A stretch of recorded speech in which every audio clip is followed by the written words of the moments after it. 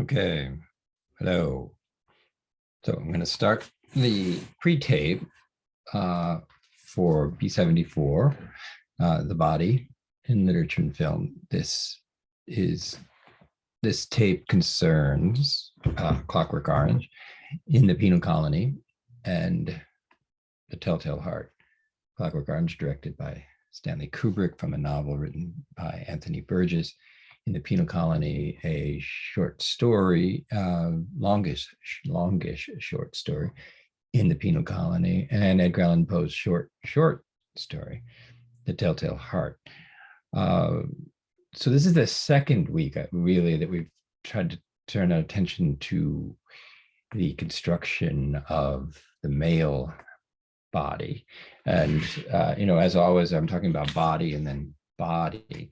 So there's male anatomy, then there is masculinity, which is a form of performance and subjectivity that is supposedly authenticated with reference to anatomy, which requires the differentiation with female anatomy.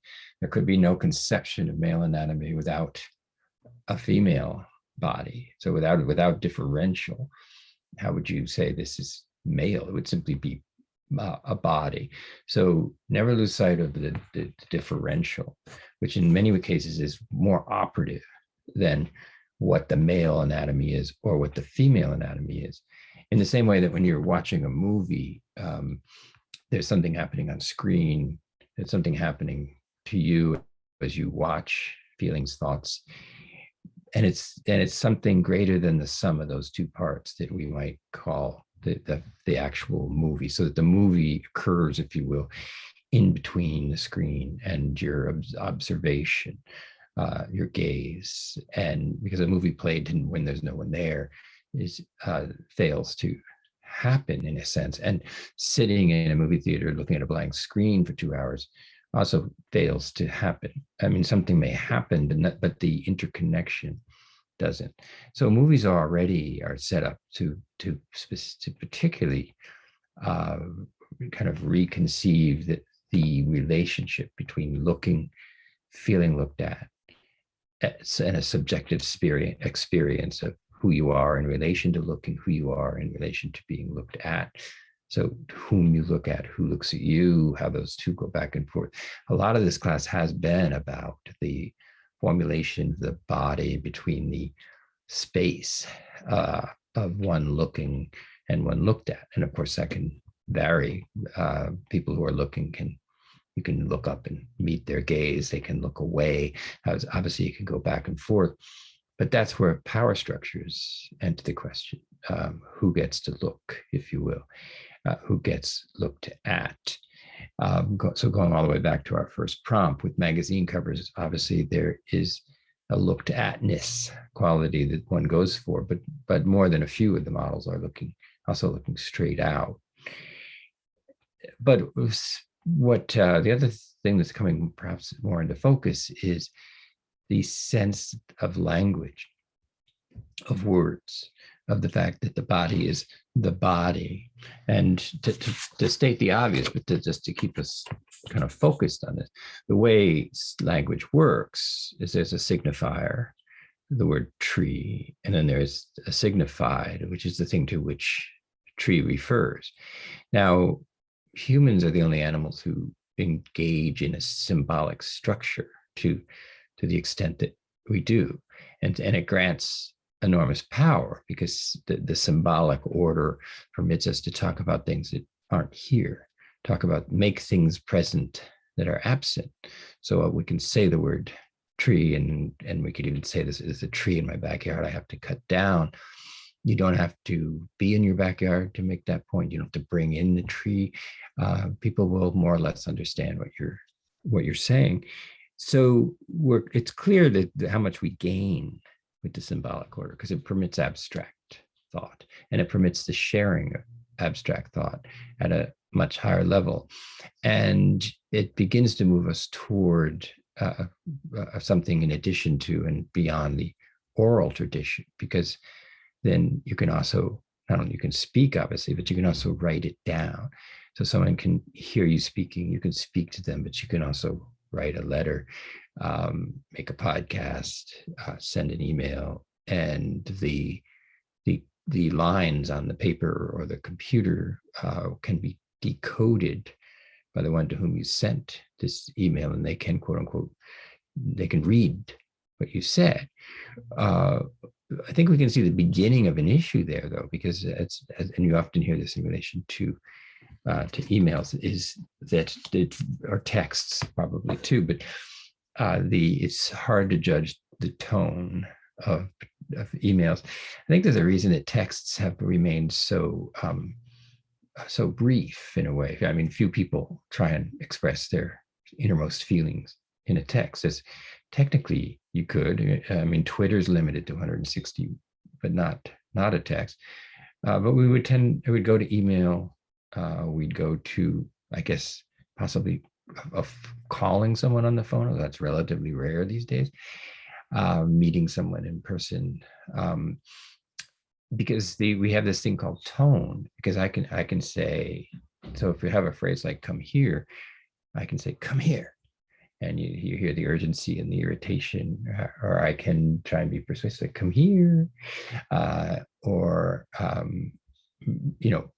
leave it to you to add tones, but the phrase, the word "come here" can convey, if you hear the tone, it conveys a lot more information. If I send a text that says "come here," you're left to guess a little. I mean, maybe I'm excited, maybe I'm angry, maybe I'm ordering you, maybe I'm enthusiastically trying to share. Come here. You're left to guess. So tonality is not present in the choice of the words. It's something that surrounds the words. So language always has a tonality, and this can be true of music too. So that music, which is very important in Clockwork Orange, has this liminal. We're interested in liminal. We're interested in that gap between who you feel you are and the sum total of what constitutes your being. They're not identical. Language, economy, all organizing systems try to minimize the gap. Language itself, literature, poetry, they try and minimize the gap between the word and the world. And in the body is a battleground between word and world too. It's a battleground between requirements of femininity, requirements of masculinity.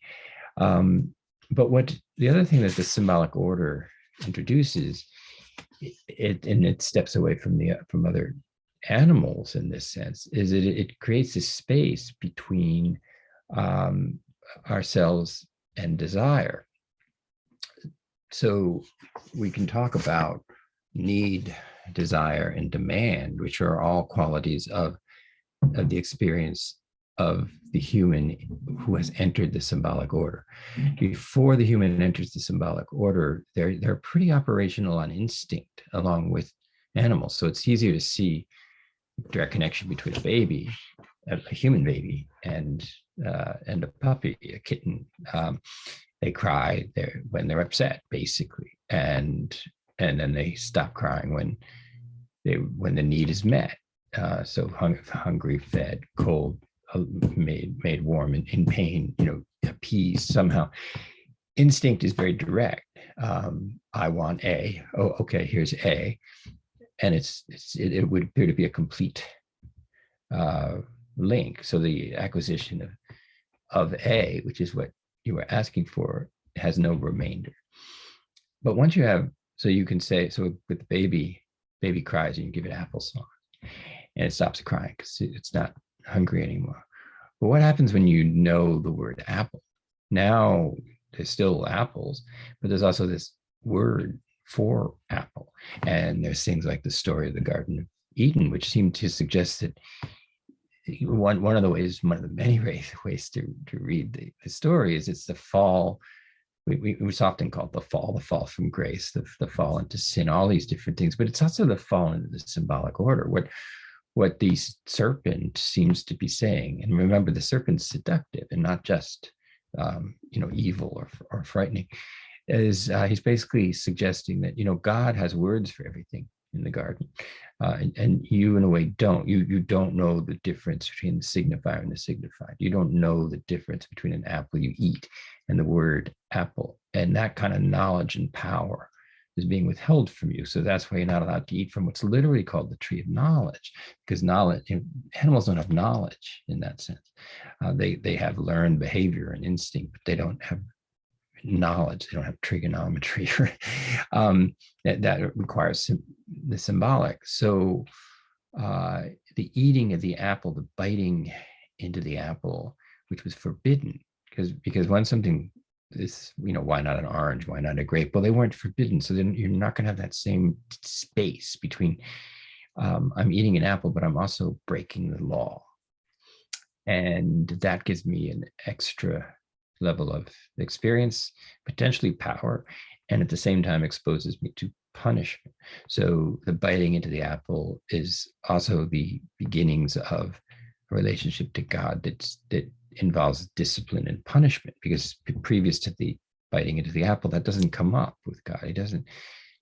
He's not disciplining them. He's not punishing them. It seems there's no way to transgress in paradise until he says, don't eat the apple.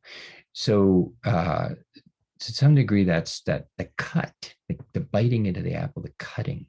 And we've talked a lot about cutting, whether it's Tracy in 13, the cutting in Clockwork Orange. And part of this cutting seems to be both the severing of a connection, of a kind of instinctual connection to our world, but also the cutting into a domain of knowledge and potentially of power.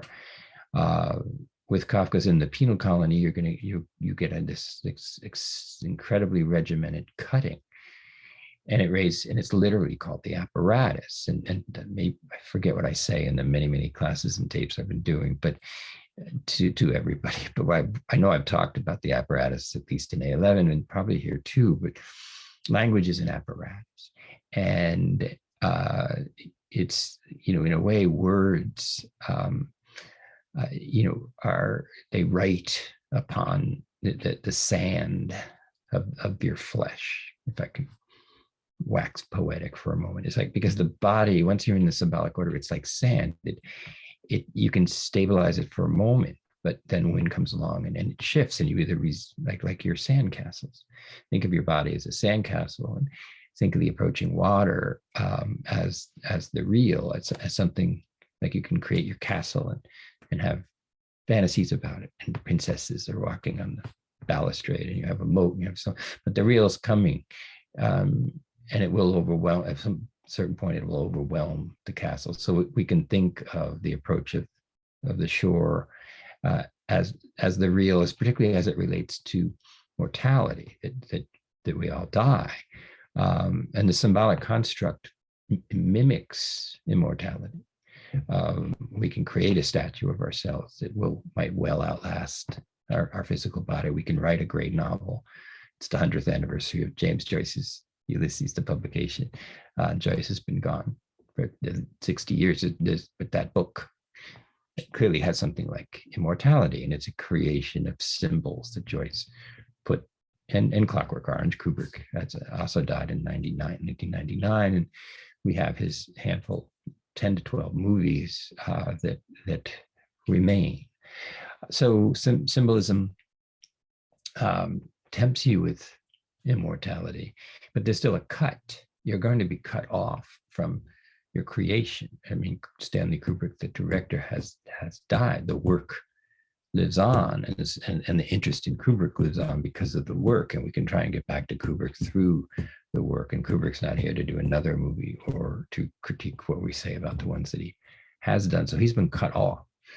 So I want to emphasize this concept of cutting. We've talked about the castration complex, and Freud's idea was, and I think it has very little to do with actual male anatomy, and certainly much less with male genitalia, but Freud seemed to notice that somewhere along the line, as power structures developed around the male body, and Leonardo da Vinci, among others, are, sort of set the body up as a kind of, they try and set it up as a fundamental perfection from which other things resonate. So the famous picture of Da Vinci with the man with his arms outstretched and his legs outstretched, and there's both a circle and a square. This kind of, there's an attempt at harmony and coordination, but that's an imposition.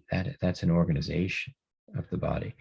So what we're talking about this week in a lot of ways is the imposition of the law on the body. And that happens through legitimate and illegitimate cutting.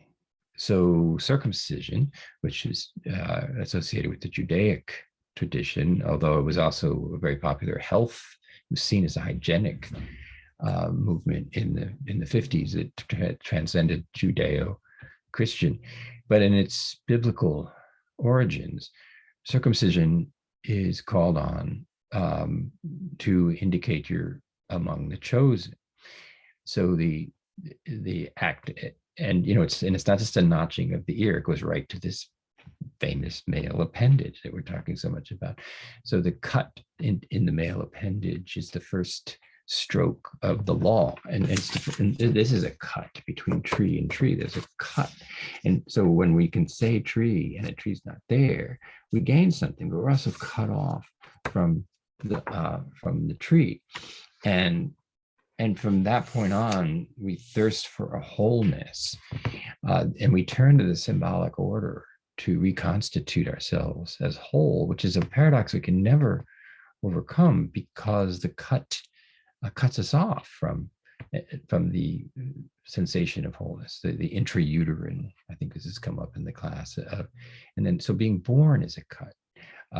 You're pushed out, obviously, and your umbilical cord is cut. I know I cut 4 of these. I have 4 sons, and I had these scissors, and like any patriarchal order, I cut, and it's traditionally. I mean, there was a time when men didn't go in the delivery room; they waited in the waiting room until someone came out with the baby and said it's a boy, it's a girl, and that sort of emphasized a certain. And then he would hand around cigars, phallic symbols, depending on whether it was a boy or a girl. And we have all this gender reveal apparatus that goes on lately. One of them started a forest fire this past summer because they set off pink fireworks for a girl, blue fireworks for a boy. This attempt to make the symbolic apparatus equivalent to the thing that the apparatus can only cut and shape. And one of the horrific narrative arc of In the Penal Colony is that it works better. There's a soldier in the apparatus, but it's a colonial soldier. If you read the text closely, it's clear that this is a local native who has been allowed to be a soldier in the imperial order. So you have the officer, the explorer, and the soldier, the convict. So there's something. The apparatus works, or initially, and according to the officer, who really represents the Old Testament, and he keeps talking about the old commander, an eye for an eye, cutting. Someone cuts you, you cut them back, and the observing explorer, it seems to be sent from the New Testament. And notice there's an Old Testament, explicit Old Testament, New Testament cut in Clockwork Orange, where when Alex is put in jail, he reads the Bible, and he loves the Old Testament, and it's full of rape and murder, sanctioned one way or the other, and it's there's a lot of rape and murder in the Old Testament, which tries a lot of cutting. It gets organized around a belief in a faith in being the chosen people. So from that original first cut, the circumcision, other cuts can follow. And the game seems to be that you want organized cutting. So the apparatus will actually cut a word into your back, and here you can see the almost psychotic fantasy that the word is supposed to be equivalent to the world, so that on the body of the colonial subject, his sentence is written on his back, and in this case, it happens to be respect your superiors, obey your superiors, honor your superiors, depending on the translation, but it's roughly the same. But what then the officer is trying, sorry, the explorer is trying to understand this, and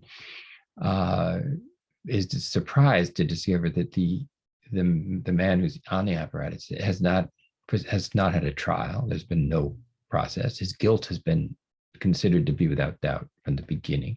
So it sounds a little like original sin, and going back to the Garden of Eden again. Also, he doesn't know what's being written on his back. I mean, it seems, wouldn't you want to tell him? Rather than, and how is he supposed to, physiologically, how can you tell, especially since we're told that on the harrow, as it's called, which is really, a harrow is typically something that plows earth.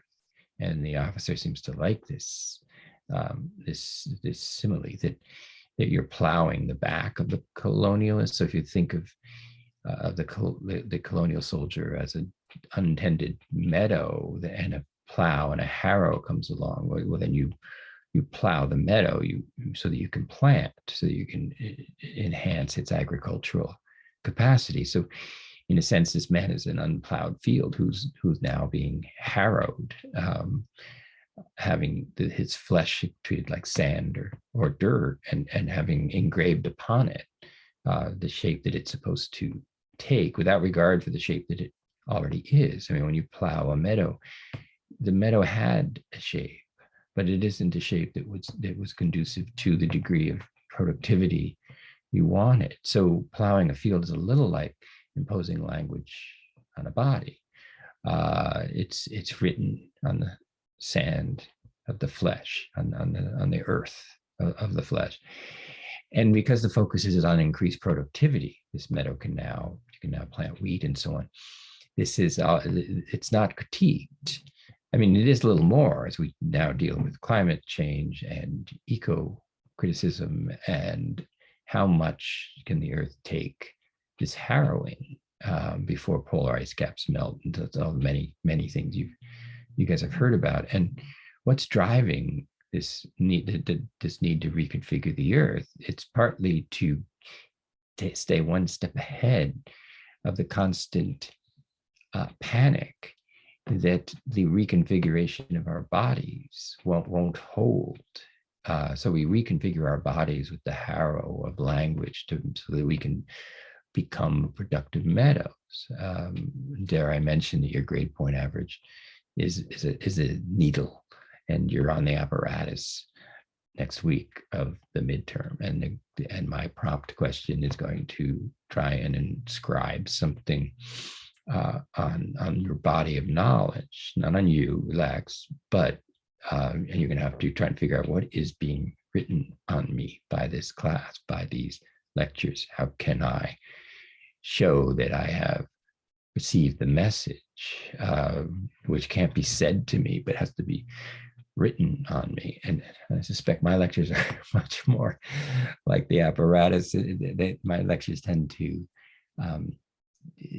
inscribe rather than dictate. In other words, that's why I have things like journal entries and the in class, which is very informal. I mean, I don't have all my PowerPoints. I don't use PowerPoints. PowerPoint itself is very symptomatic to me, that we place each of our thoughts inside a box, as if that makes the thought complete. And there's no such thing as a complete thought. All thoughts both defer to the thoughts before and attempt to preclude the thoughts that would normally succeed in order to, quote, make your point. I mean, the very idea of making a point, that's what the harrow is doing to the body of the colonial soldier.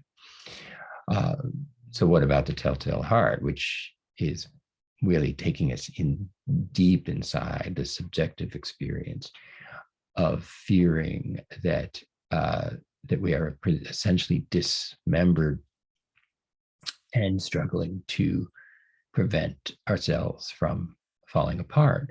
So as the body enters the symbolic order, it moves away from instinct to this triptych of need, demand, and desire, where, and let me take a brief digression here and talk about one of the more important experiments, if you will, of our old friend Freud.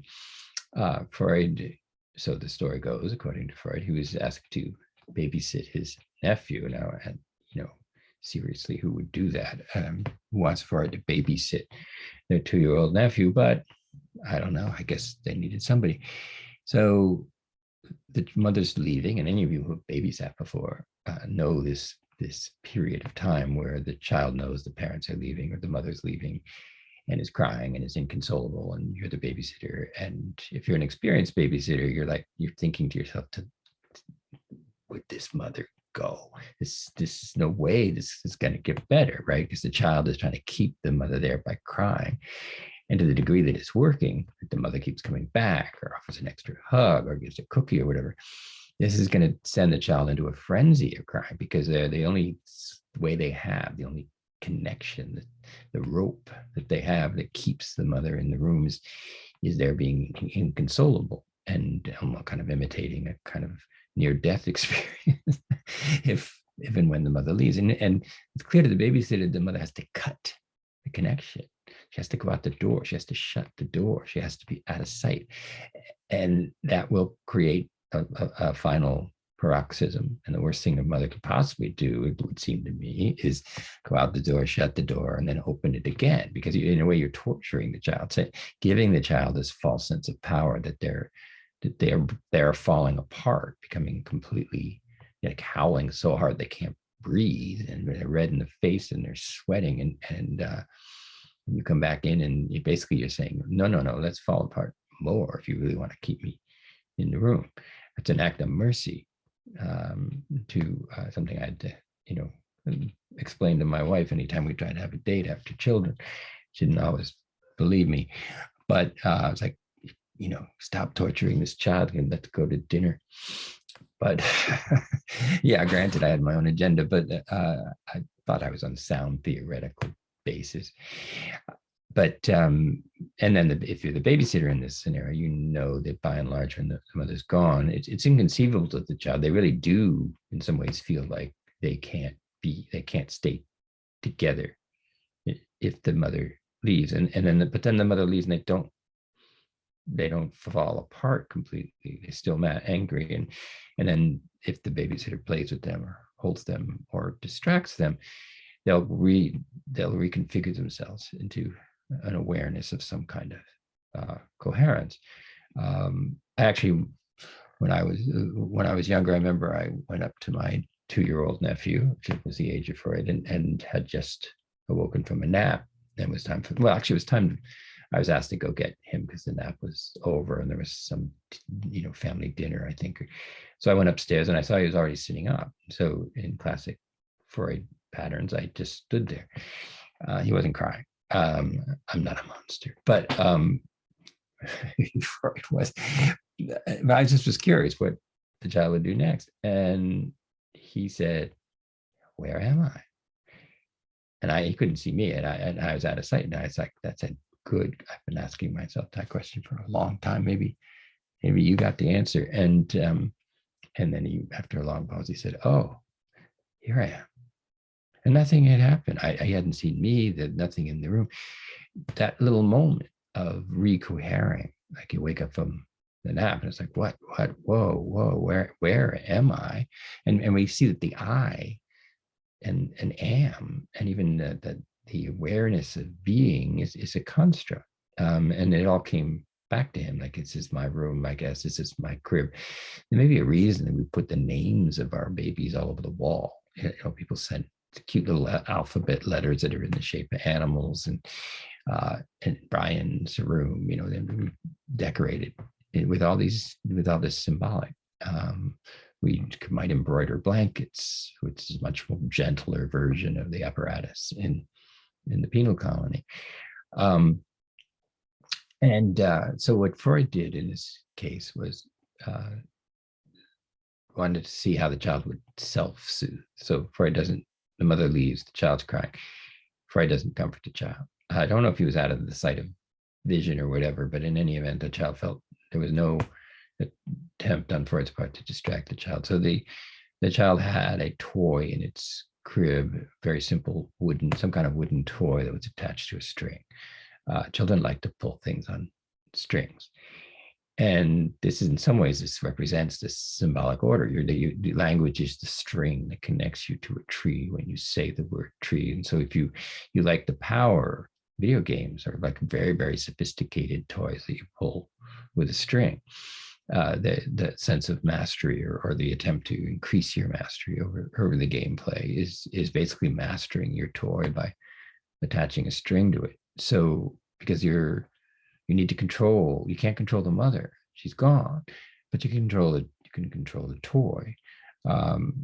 So the child threw the toy out of the crib, but held onto the string and said fort or gone, and then yanked on the string, which caused the toy to pop back into the crib, and then said da or here. And Freud, began theorizing from this. What he was witnessing was the cut. I mean, the mother cut and walked out the door, and the child felt cut off because of the inability to prevent the cut that the mother administered. So the child relocated the trauma onto its toy, and the string was not cut. And so the string, the umbilical cord, the connection between the word tree and the actual tree permits him to pop the toy in and out of the crib and master it. Now he decides when the toy goes, and he throws it, and he decides when the toy comes back, and he yanks on the string. And this soothed the child. This child soothed itself with this representation of language. But of course, his mother didn't come back. So there's the cut still there, and when you go into the symbolic order. But from then on, we're in a constant deferral system that the next word, which leads to a word after that, it defers and defers and defers. There is no end to language. I mean, certainly a dictionary is not the end of language, because every word refers and defers to every other word. So it's an endless array of deferral. And capitalism, by the way, has one reason it's such a powerful system. It's not just the economics of it, but it's like how well it suits the basic trauma of being human in the symbolic order. Commodities become like words that know, or like toys on the end of a string. You can purchase a commodity which is advertised and positioned as something that gives you control, deodorant, etc. And you can yank it back into your crib, and you can throw it out of your crib, and you hang onto the string, which is this promise that this is the object of your desire, which it can never be. It just represents the fact that you're desiring. And language invites us to move from a mere desire to a demand. In other words, we start to ask for things and we want more than the thing we're asking for. And the example that I've given in A10, I think, is, you can ask someone you're dating for a glass of water, and could I have a glass of water? And you're not just asking for a glass of water. You could be asking, like, do you love me? Just to make a crass, comparison. So if they say, get it yourself, it's going to be it's going to be a lot because you were doing this string thing. That kind of answer will hit very hard. If it's just a colleague, and then you're like, wow, and a rude colleague, but who cares? They're always rude, and they're not really part of my life. I'll get my own water, to hell with you, and don't ask me for water. So we can do a kind of tit for tat. If the person's not that, if our expectations, our demand, it's been smuggled into the request, that depends on who we're asking and why, and very little on what we're asking for. Which is why I say glass of water, or what time is, when people say I wouldn't give them the time of day, which is theoretically kind of a free thing to give. When someone says what time it is and you have a watch, you say it's 2:15. You'll do that with a complete stranger, and you'll do it for, quote, free.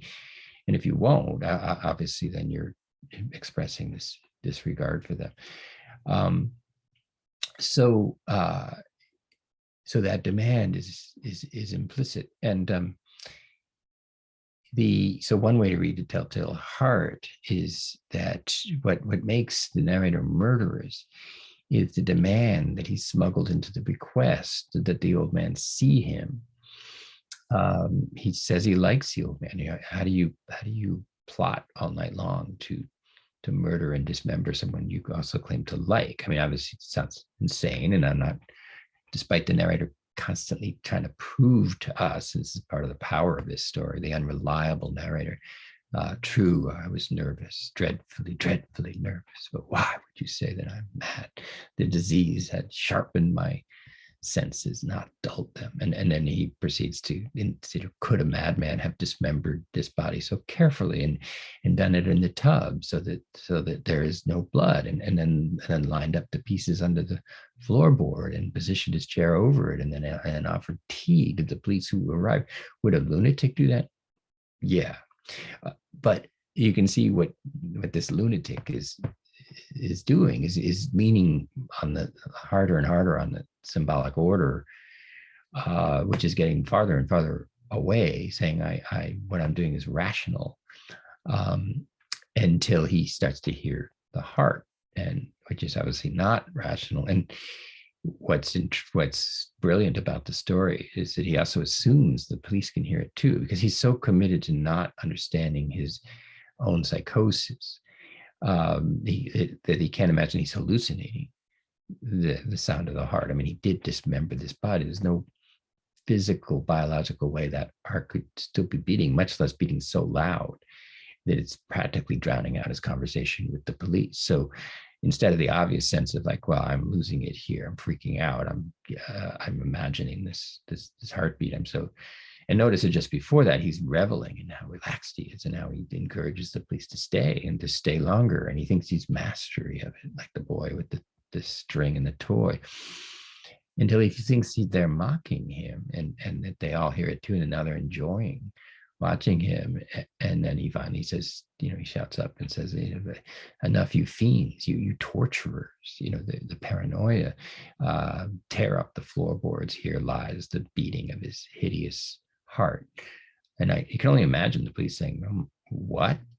I was just about to have another cup of tea, and this guy jumped up and tore up the floorboards, and there's a dismembered body. I mean, we came here because we heard a scream, but we were just enjoying our tea. We didn't think the situation had any, we were satisfied that the scream didn't portend anything bad. So that's partly how that fits into this. And so with Clockwork Orange and Penal Colony, the Ludovico technique versus and then the apparatus, we can start to see how much the state apparatus and the economic apparatus, so capitalism and then forms of government and police, discipline and punish, because disciplining and punishing would have no traction if we were not already committed to a kind of discourse that we feel gives our body shape and coherence and continuity in space and time, which becomes the foundation of an identity from which we narrate ourself, quote unquote. And so all of it, we're very vulnerable. And the Ludovico technique, which is Pavlovian in a lot of ways, the injection of a nausea-producing agent accompanied by the images that typically had given Alex so much pleasure. And what Alex wants to do is cut, whether it's raping or maiming. He wants to penetrate, cut, as does Billy Boy, the rival gang, in the attempted gang rape, which notice how they forget entirely the girl that they're about to gang rape when Alex shows up and says, come get a kick in the yarbles, and they just immediately become more interested in cutting Alex, and Alex's cutting of them. It's the emphasis is on the cut when Alex shoves Dim into the water and then offers a hand to help him out, and then uses that insincere offering of help to mark Dim. And that of course, sets up the situation where Dim smashes the milk bottle in his face. Notice the omnipresence of milk in Clockwork Orange. It's hard to see initially, but the movie opens with a close-up of Alex's face, and the first, I mean, we can notice any number of things, but one thing that certainly catches our eye rather quickly are his eyes. One eye is heavily made up, and the other eye is normal. And Alex's word for seeing is vidi. So we hear video or visual, and he does seem like a camera. He seems to. It's like, we have these one of those things, they have these cameras now where you can attach them to your helmet. GoPro, I think, might be one of them, and Facebook and Instagram and Snapchat. Now, neither Burgess nor Kubrick would have seen these yet, but in a way, they're predicting that we tend to, or we can organize our experience by seeing ourselves as it being sort of in a movie. I mean, there's a reason that looking at the pictures the next day on Facebook that have been posted seems to be not a re-experience of the party, because it seems to be experienced much more on that control of the toy level, like the posing, the images, they create a secondary narrative, which kind of replaces the much more inchoate experience of being at the party itself. Like, will I know anyone? Will I care? Will the group be, inclusive of me, exclusive of me? Will the person I'm interested in be interested in me? All of those varying can be, by the end of the party, one way or the other, they've been settled, at least for the duration of that party. And now you can look at the pictures, the selfies, the posing. When I walk around in stores, which I occasionally do, it's interesting to me how often I hear people voicing them, saying things as though they were performing, especially kids who are like, he shoots, he scores, he's running down the aisle of the potato chips aisle. This third personing of ourselves, it's partly an attempt to secure our fantasy of a consistent relationship to the gaze of a big other, not just the other that's in the room, but the other that other in the room is taken to represent, that gives us access to what appears to be an authentication of our bodily and subjective experience. So in some ways, the narrator is furious because the old man has this eye that doesn't give him a sense of being recognized. So there's a kind of primal, I mean, clearly this narrator has big issues, which most of us don't, but he's so sensitive to his terror that someone will look at him and not see anything. Because on a certain level, for whatever has happened to him, he's not convinced he's there. He's not convinced. So he has a much more profound addiction to the cohering effect of a gaze than and that may be true of a lot of neurosis, a lot of so-called perversion. Because once you direct your attention to trying to control and manipulate the body and the experience of the other in a vain attempt to secure a more stable alliance with the big other behind all that, the more you turn your attention to that, and the more you turn your attention away from the very uncomfortable experiences of not feeling acknowledged and authenticated.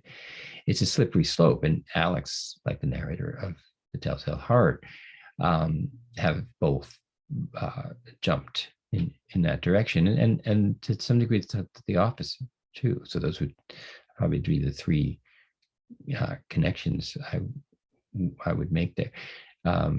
Remember too that when Alex performs the rape on Mr. Alexander's wife, he seems very anxious that the husband see it, and it's not just I think deeper sadism, although it could certainly be seen as partly that.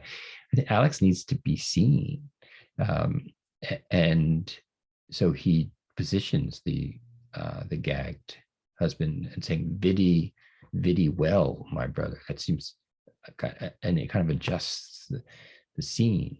And he sets a stage, obviously, and he starts singing in the rain, the musical number, and Kubrick is ruthless in using the Ludovico technique on us. I mean, the fact that there's a scene in this movie where Alex is in a movie theater watching movies while his eyes are propped open by an apparatus, and teardrops or eye drops are continually placed in his eyes so they don't dry out. So because the point is he can't blink and he can't move his head, so the images have to come straight into his eyes.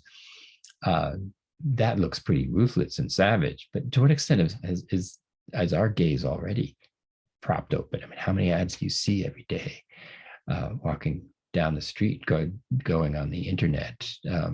You're just constantly being having images flashed into you, and you don't literally have an apparatus and an attendant keeping your eyes wet so they don't dry out. Obviously, that's an extreme exaggeration, but isn't it on a continuum of how much we allow the images to go straight in, and then how we're feeling is going to affect the way we can utilize the images. And so his technique of cutting because he doesn't want to feel cut is reversed. And now he becomes, and as soon as Alex becomes incapable of performing violence, the movie almost does a 180-degree turn, and we see how implicit the violence that Alex represents is implicit in the culture around him. I mean, obviously it's excessive, and I'm certainly not going to defend anything Alex did. And this movie was extremely controversial, maybe still is. I'm curious what it was like, because I look at, on the one hand, there is more violence in 20 minutes of Game of Thrones, queued up arbitrarily than in this entire movie. But like Hitchcock's Psycho and the famous shower scene, it's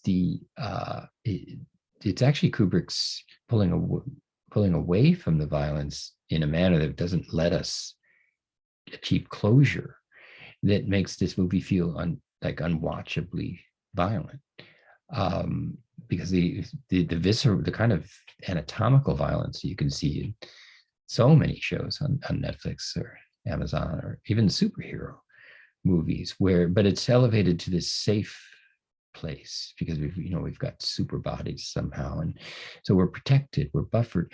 What Kubrick did is showed far less violence, but with zero buffering. And I think perhaps the kind of aha moment when he's being shown movies is the first clips that he's being shown as the nausea is proceeding look like really kind of poorly staged action movies, or some just people just beating and raping, and it kind of seems obvious that they look like actors. The blood doesn't seem very real. And then but then we move to clips that Kubrick literally took from a movie called Triumph of the Will, directed by Leni Riefenstahl, which was a movie that was essentially Hitler hired her to film the Nuremberg convention in 1936, when the Nazi apparatus was reaching its peak. So we see Hitler going by the many uniformed people, and Kubrick doesn't show images of the actual Holocaust, which one would probably expect to follow, but so the violence of the state apparatus, the state sanctioned mechanical slaughter, which Kafka couldn't have seen firsthand. He wrote in the penal colony 1914 to 1919, so he wrote it through World War I, and there was a lot of mechanized slaughter that was going on, but it wasn't at the same level as what Hitler unleashed, where there was the ideological slaughter of a defined ethnic group, Jews in Germany, and this insistence that they were the remainder that threatened the coherence of the body of the true German. So one of the ways that fascism works, and we're living through a moment a little like this in the so-called Trump era, is that it identifies bodies that are denied their status as bodies, and they're seen as contaminants to real bodies. So there were many propaganda films in 1930s Germany where constantly the movies would cut from images of Jews walking down the street to images of rats scuttling by in the sewer. And this was a fairly crude, to say the least. So Jews are like rats. They scuttle around. They're not people. They feed off of the city. And then also them as vermin who carry disease. The Jews were the cultural equivalent of a COVID virus that they ate away at the fabric of the pure German culture. But the Aryan body that Hitler, imagined, and Nazi art with its sculptures of these hard bodies.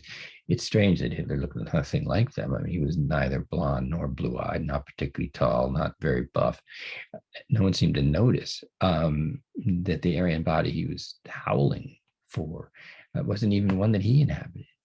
But he became the officer or the old commander, and anybody whose body didn't fit this definition would be subjected to the apparatus. So the Holocaust, in some ways, which Kafka obviously couldn't have known specifically, is an apparatus. It was an apparatus that wrote "You are not German" on the bodies of Jews who were then, and as we know from in the penal colony, that it's a death sentence. And I use that pun deliberately. It's a sentence written on the back of the prisoner until they die. Now, according to the officer, they achieve this moment of enlightenment, and that there was a time when people gathered around. And Foucault talks about this, the era where people were drawn and quartered in public squares and thousands of people would watch, or people were hung, or the guillotine, the French Revolution, obviously a cutting. And the spectacle of dismembering was a form of making the apparatus visual. The officer seems a proponent of that kind of punishment. The new commander, he's very worried about this, seems to be moving toward a different form of disciplining and punishing. So this is something that we can talk about. How is the body disciplined and punished now? I mean, I think in some ways the words on the cover of Playboy and of Cosmopolitan cut the body. It cut the body, sew up the body, reshape the body. It's almost like if you look at a cover of Cosmo, you're seeing the apparatus, you're seeing the words carving themselves into the back, if you will, of the model, who doesn't seem in charge of the discourse, which would appear to have kind of nothing to do with her. But if it has nothing to do with her, why is she there? Why is the body of the model set into the apparatus of the discursive machine that is the cover of Cosmopolitan?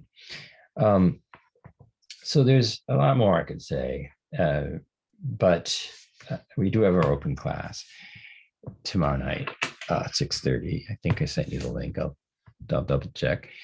And I'm deliberately not trying to be definitive here. These, I think what we've got in this new week is we still have this male body. We still have this attempt to perform masculinity. But what's different now is we see how the cutting is written into the law. And Alex, in some ways, is the id, if you will, which we think we talked about in earlier stories, who has an unrestrained insistence on really on viewing an unfiltered instinct. When he's presented the cartoons later in the movie where there's a need to reverse the technique that was done on him because it's put the government in peril. The minister comes in, obviously, and says, we're going to take care of you and you're going to be our puppet now. And that final shot we'll have to talk about, where he seems to be having sex with someone in the snow, and it's surrounded by people in top hats, some of whom seem to be from maybe the 18th and the 19th century. And one gets, Alex says, oh yes, my brothers, I was cured. But he's a creature of the state now. So I'm not, some people were really disturbed by the movie in the sense that Alex is going to be let loose to rape and maim again. And no, I don't think so. Not least of all because the government's just said, we will take care of you and we're going to pay your rent. But you're also going to be under surveillance, and we will give you symbolic equivalents of what you sought to act out, with no filter or buffer whatsoever. So he really has been domesticated. My question to some degree is, well, what about Billy Boy? And isn't this just a shell game? And isn't that true now? I mean, as we talk about, do we defund the police? And we see, 1972, but the fact that Jim and Pete, of course, they become corrupt police officers, violent police officers. And I don't think all police are violent. I think they do a really hard job. I think some of them do it incredibly admirably. So I'm not like anti-police, but we saw with the George Floyd, I mean, kneeling on the neck of a man in plain sight while numerous people are videoing it until he's dead. That's the apparatus and what that police officer, the mistake that police officer made is they way overestimated just how publicly you can execute someone with your knee. There are ways to execute and there are ways to execute. And the excessive, and this was a guy who apparently had been written up numerous times. So, but there's also, to what degree is there a tacit allowance of cops who go over the line and police that line between the disaffected, the discontent, the Alexes, and the neighborhoods that don't want to deal with those excesses of the capitalist system. To what degree is there a tacit acceptance of using physical violence to make sure that those who would perpetrate that violence are kept outside of certain boundaries of privilege? All right, that's just one last thought that opens up a huge discussion. This, like so many of my classes, this is not. It's not set up to answer questions. It's set up to ask better questions, to reawaken our curiosity about why the answers we are being given because they engineer questions that actually distract and deflect from the apparatus that's behind the generation of significance, of meaning, of coherence, of desire, the endless deferral system where things that make us want are positioned and masquerade as what we in fact want. Okay, I'm going to stop. I could go on. I have another meeting. I'm going to the final decision meeting for a cinema hire. So hopefully that will take us forward and take the program forward. Okay, good. I'll see you guys on Tuesday night. Bye for now. And I'll post this shortly, but you don't even know that because I haven't posted it yet. Okay, bye.